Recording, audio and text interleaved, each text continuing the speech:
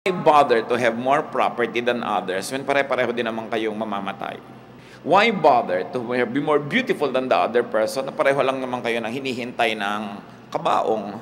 Hindi masama kung madaling mangyari sa buhay mo yung mga yon. Pero kung sobra ang ibinabayad mo in terms of internal trouble, wag na lang. Live your life. Kasi kung nabuhay ka ng 70, 80 years, pero ang laking percentage yun, lagi kang nagkukumahog, lagi kang nai-stress, lagi kang naghahabol, lagi kang nagko-compete. Tapos yung isa, tahimik lang yung buhay niya. Kumikita ka halimbawa ng times 100 ng income niya, pero mas marami siyang katahimikan, mas marami siyang tawa sa buhay, mas marami siyang oras sa maglibang, magsaya kasama ng mga kamag-anak niya, mas marami nga yung pera mo, pero pareho rin naman kayong tig sa 70, 80 years lang eh. Pero ang totoo nun, mas nag-enjoy siya. It doesn't follow that when you're poorer, you enjoy more.